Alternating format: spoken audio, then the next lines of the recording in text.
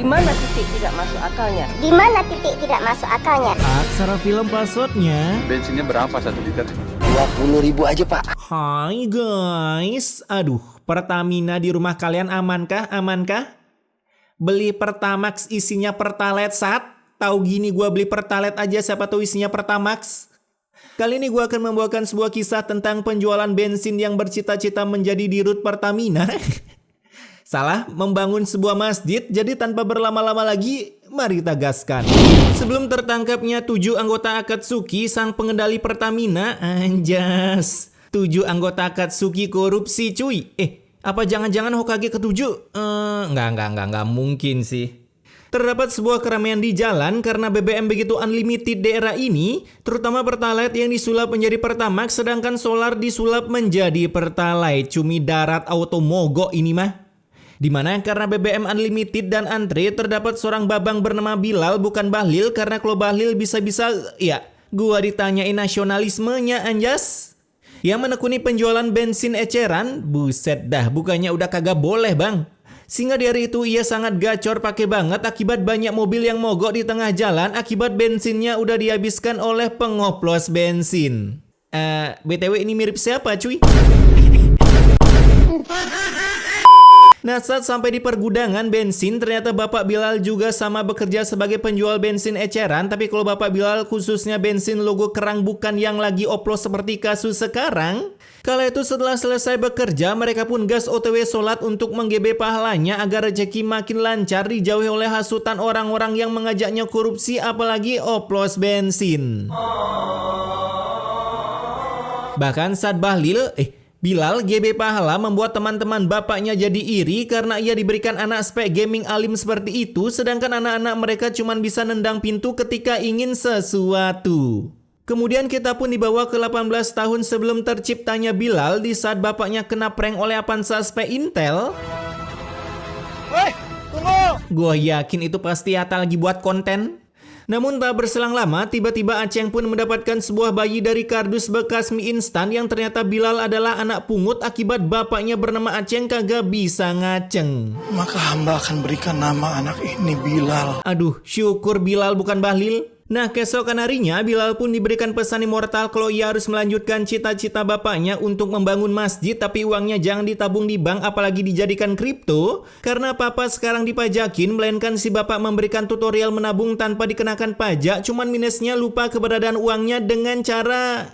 Aduh. Yang 2,5% lagi kamu masukkan ke kaleng ini. Primitif banget anjing.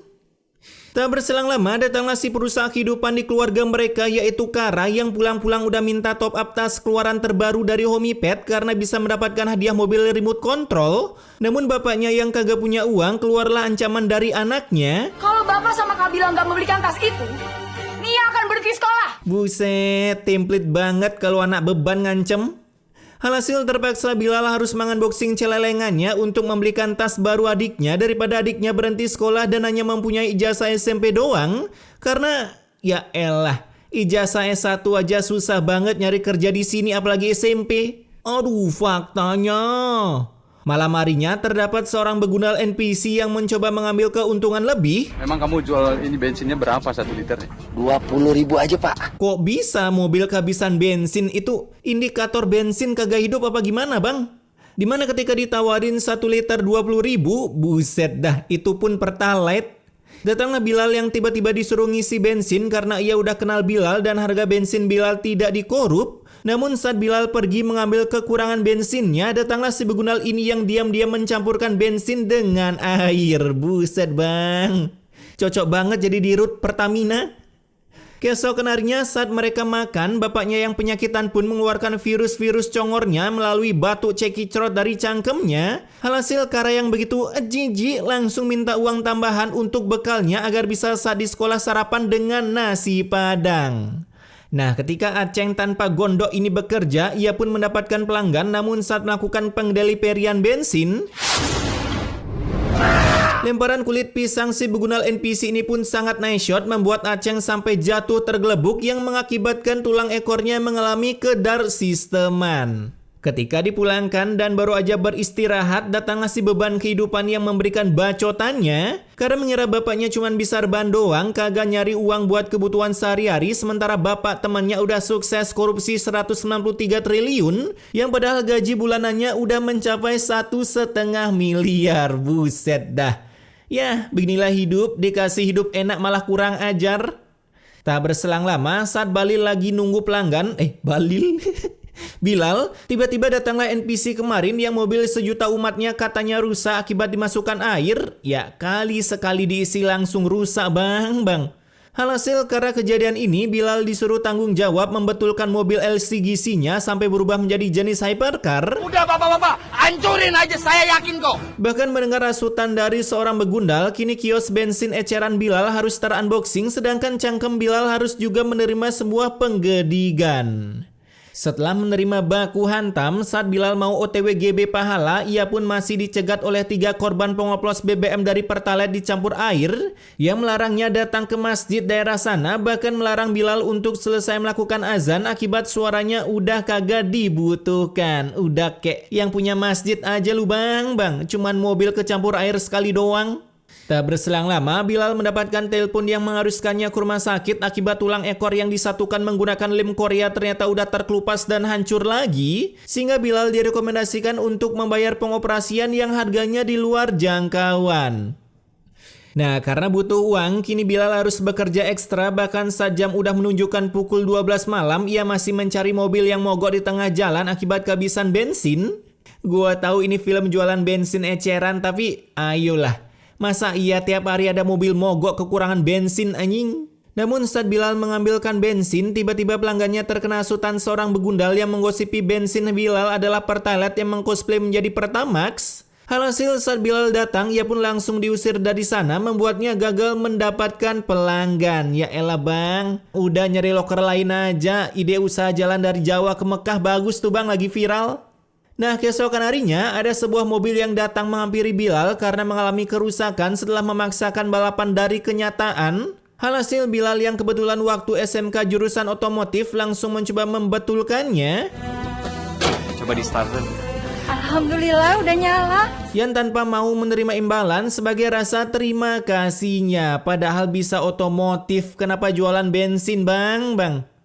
Di malam harinya, emak ini panggil aja Dara, yang ternyata telah kehilangan anak saat ia baru melahirkan akibat suaminya waktu itu lagi melakukan lomba lari dari kejaran KPK. Kebetulan suaminya di Rut Pertamini. Dan ternyata anak yang ditemukan Aceng dulu adalah anak dari emak-emak ini yang sekaligus barusan tadi siang ia bertemu dengan anaknya saat mobilnya rusak. Anjas, tinggal nunggu berita kalau Bilal aslinya anak orang kaya cuy. Balil terus anjing. Di sisi lain, bapak mereka yang baru aja pulang sehabis melakukan operasi yang entah dapat dana dari mana, kini di rumah udah disambut dengan lampir yang kesurupan akibat menu makan malamnya cuman telur doang yang katanya bisa buat jerawatan, sehingga bisa membatalkan cita-citanya menjadi ani-ani. Yang perlu kakak lakukan itu kerja keras. Besok kakak janji kakak akan cari kerjaan lain selain jual bensin. Itu istri Aceng kagak mau bawa anaknya sekalian kah ke akhirat? Keesokan harinya demi bisa buatin menu spesial untuk adiknya, kini Balil lagi cuy. Kini Bilal harus merangkap mulai dari jualan air mineral sampai jadi tukang gosok daki-daki motor, terutama motor spek koperasi ini agar bisa segar ketika mengejar nasabahnya. Namun di tengah kesibukannya, ini sih udah keterlaluan cuy, nyampur bensin ke air minum. Untungnya saat malam hari belum ada korban jiwa dari hasil pengoplosan air minum jualan Bilal sehingga mereka bisa menghitung pendapatannya. Tapi ketika si lampir anak beban ini keluar, hasil pendapatan Bilal harus dipotong 100.000 untuk pembelian buku adiknya.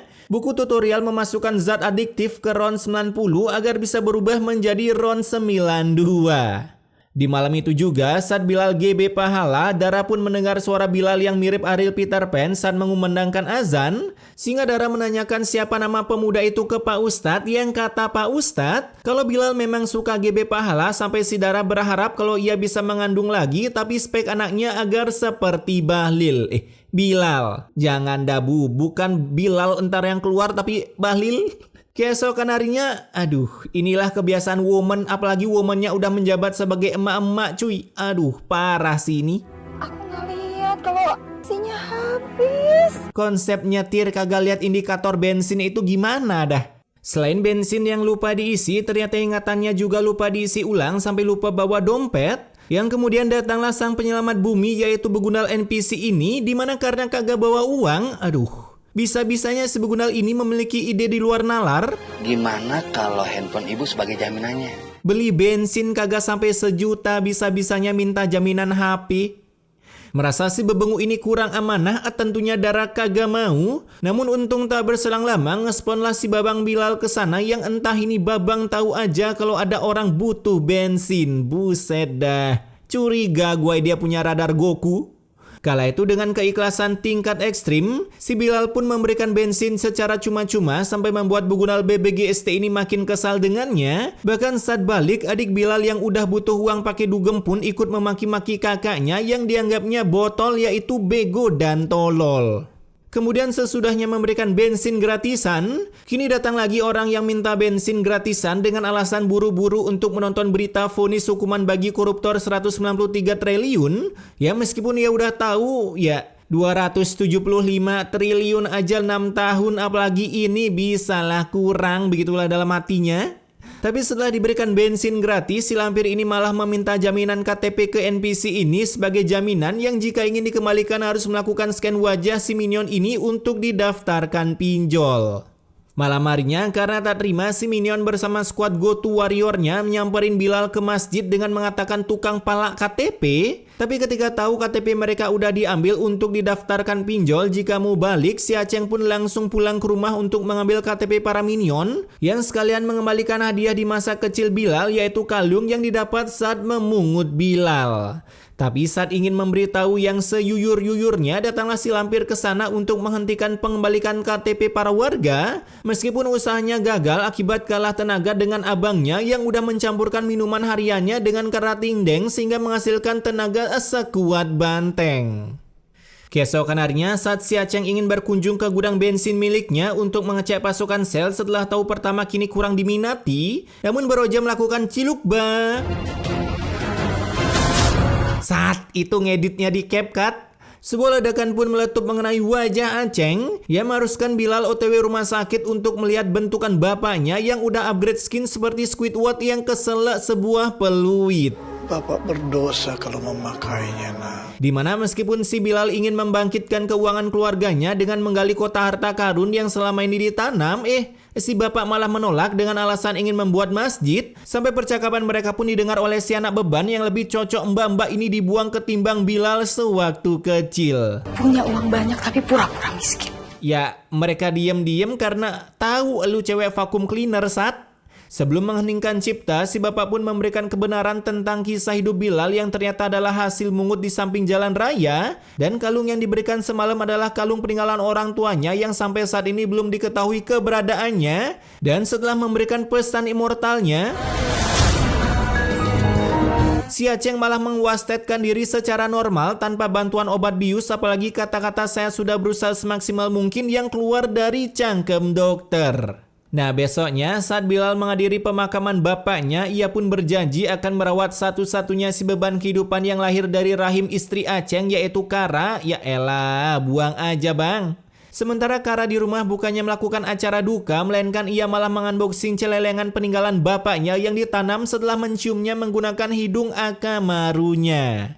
Tak berselang lama saat Bilal mengatakan Assalamualaikum mamang, tiba-tiba ia dilemparkan seluruh pakaiannya, mengusirnya dari rumah setelah tahu kalau babang yang selama ini tinggal dengannya adalah... Kamu itu cuma anak pungut dan ketemu di jalan. Nah itu dia.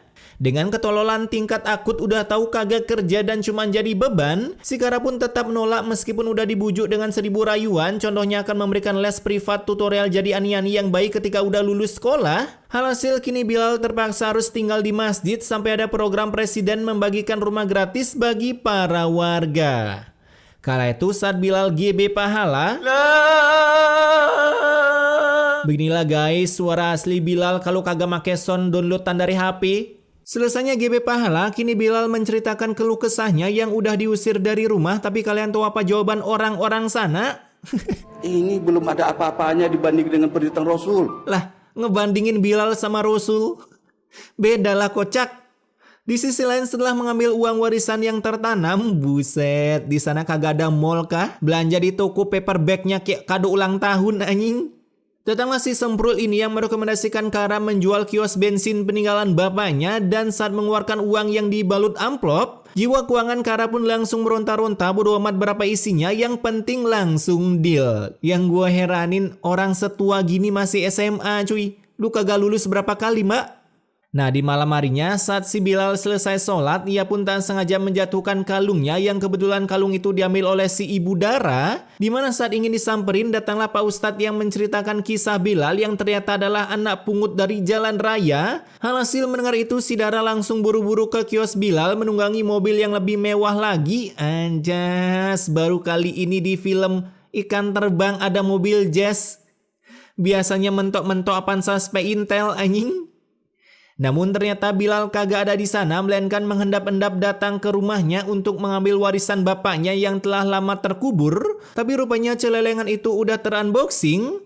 Dan tak berselang lama datanglah si lampir yang udah jujur kalau ia udah menghabisi seluruh warisan bapaknya, termasuk juga kios miliknya yang udah dijual ke seorang begundal. Nah saat pergi Bilal pun melihat sebuah bencana berupa pohon tumbang dan ia pun disuruh mengangkat pohon itu yang padahal bapak-bapak di sana udah tahu pohonnya terkena kabel listrik.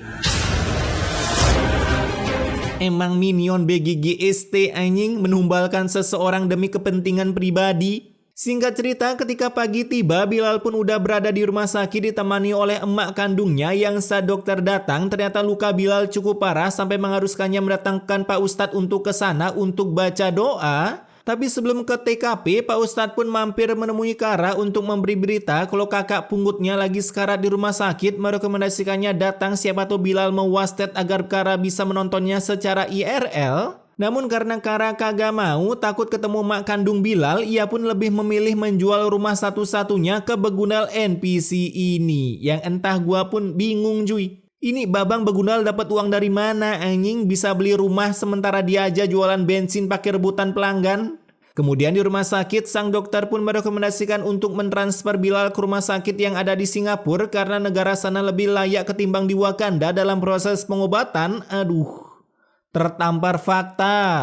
Sehingga 1 bulan kemudian kini Bilal pun udah sadar dari mati surinya serta kini ia udah tahu kalau selama ini hidupnya cuman prank doang menjadi orang susah aslinya orang kaya. Bahkan baru 1 bulan menjadi orang kaya kini ia udah bisa membuat masjid, sedangkan nasib Kara, nah ini nih yang gua bikin bagong cuy.